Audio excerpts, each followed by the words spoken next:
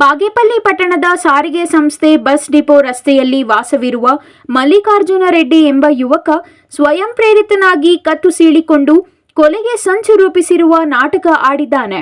ಆದರೆ ಪೊಲೀಸರು ತನ್ನ ಅಸಲಿ ನಾಟಕ ಬಯಲಿಗೆ ಎಳೆದು ಪಾತಪಾಳ್ಯ ಠಾಣೆಯಲ್ಲಿ ಪ್ರಕರಣ ದಾಖಲು ಮಾಡಿಕೊಂಡಿದ್ದಾರೆ.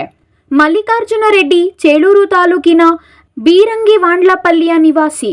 ಕೆಲಸಕ್ಕಾಗಿ ಬಾಗೇಪಲ್ಲಿ ಪಟ್ಟಣಕ್ಕೆ ಬಂದು ಬಾಗೇಪಲ್ಲಿ ಕೃಷಿ ಉತ್ಪನ್ನ ಮಾರುಕಟ್ಟೆಯ ತರಕಾರಿ ಮಂಡಿಯೊಂದರಲ್ಲಿ ಕೆಲಸ ಮಾಡಿಕೊಂಡು ಡಿಪೋ ರಸ್ತೆಯ ಬಾಡಿಗೆ ಮನೆಯಲ್ಲಿ ವಾಸವಿದ್ದ ಮಲ್ಲಿಕಾರ್ಜುನ ರೆಡ್ಡಿ ಹಲವು ಆನ್ಲೈನ್ ಆ್ಯಪ್ಗಳ ಮೂಲಕ ಸಾಲ ಮಾಡಿರುವ ಮಲ್ಲಿಕಾರ್ಜುನ ರೆಡ್ಡಿ ಸಾಲದ ಹಣ ಸಕಾಲಕ್ಕೆ ಮರುಪಾವತಿಸಲು ಸಾಧ್ಯವಾಗದ ಹಿನ್ನೆಲೆಯಲ್ಲಿ ಸಂಸ್ಥೆಗಳಿಂದ ಹಣ ಪಾವತಿಗೆ ಒತ್ತಡ ಹೆಚ್ಚಾಗಿತ್ತು.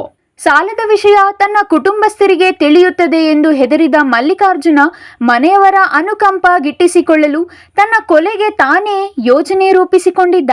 ಮನೆಯವರ ಬಳಿ ನಾನು ಹಲವು ಸ್ನೇಹಿತರಿಗೆ ಸಾಲ ನೀಡಿದ್ದು ಸ್ನೇಹಿತರ ಕಡೆಯಿಂದ ಹಣ ವಸೂಲಿ ಮಾಡಿಕೊಂಡು ಬರುತ್ತೇನೆ ಎಂದು ಕುಟುಂಬಸ್ಥರಿಗೆ ಮಾಹಿತಿ ತಿಳಿಸಿ ಹೊರಗೆ ಹೋಗಿದ್ದ ಆತ ತದನಂತರ ಸ್ನೇಹಿತರಿಂದ ಹಣ ಪಡೆದು ಬಾಗೇಪಲ್ಲಿಗೆ ವಾಪಸ್ ಬರುವ ವೇಳೆ ರಾಚವಾರಪಲ್ಲಿ ಕುರಪಲ್ಲಿ ಮಾರ್ಗ ಮಧ್ಯದಲ್ಲಿ 4 ದುಷ್ಕರ್ಮಿಗಳು ನನ್ನ ದ್ವಿಚಕ್ರ ವಾಹನ ಅಡ್ಡಗಟ್ಟಿ ನನ್ನ ಬಳಿ ಇದ್ದ ಹಣ ಕಸಿದುಕೊಂಡು ನನ್ನನ್ನು ಕೊಲೆ ಮಾಡಲು ಯತ್ನಿಸಿದ್ದಾರೆ ಎಂದು ಮಲ್ಲಿಕಾರ್ಜುನ ಕತೆ ಕಟ್ಟಿ ಕುಟುಂಬ ಸದಸ್ಯರಿಗೆ ಮಾಹಿತಿ ನೀಡಿದ್ದ.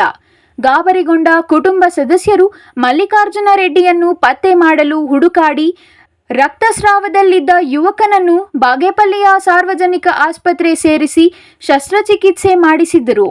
ಕುಟುಂಬ ಸದಸ್ಯರ ದೂರಿನನ್ವಯ ಪಾತಪಾಳ್ಯ ಠಾಣೆ ಪೊಲೀಸರು ಪ್ರಕರಣ ದಾಖಲಿಸಿಕೊಂಡು ಬಾಗೇಪಲ್ಲಿಯ ಸಾರ್ವಜನಿಕ ಆಸ್ಪತ್ರೆಯ ಐಸಿಯುನಲ್ಲಿ ಚಿಕಿತ್ಸೆ ಪಡೆಯುತ್ತಿರುವ ಮಲ್ಲಿಕಾರ್ಜುನ ರೆಡ್ಡಿಯಿಂದ ಹೇಳಿಕೆ ಪಡೆದುಕೊಂಡು ಮೇಲಧಿಕಾರಿಗಳ ಗಮನಕ್ಕೆ ತರುತ್ತಿದ್ದಂತೆ ಘಟನಾ ಸ್ಥಳಕ್ಕೆ ಆಗಮಿಸಿದ ಡಿವೈಎಸ್ಪಿ ಶಿವಕುಮಾರ್ ಘಟನೆಯ ಮಾಹಿತಿ ಪಡೆದು ತನಿಖೆಗೆ ಸೂಚಿಸಿದ್ದಾರೆ.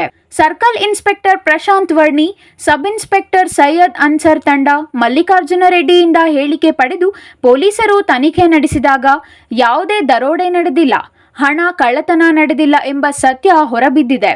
ಮಲ್ಲಿಕಾರ್ಜುನ ರೆಡ್ಡಿಯನ್ನು ವಿಚಾರಣೆ ಮಾಡಿದಾಗ ಮೊಬೈಲ್ ಆ್ಯಪ್ನಲ್ಲಿ ಮಾಡಿದ ಸಾಲದ ಮುಜುಗರದಿಂದ ತಪ್ಪಿಸಿಕೊಳ್ಳಲು ತನ್ನ ಕತ್ತನ್ನು ತಾನೇ ಸೀಳಿಕೊಂಡು ಕೊಲೆ ಯತ್ನ ನಾಟಕ ಆಡಿರುವುದು ಎಂದು ಬೆಳಕಿಗೆ ಬಂದಿದೆ. News bureau, CTV news, Chikkaballapur.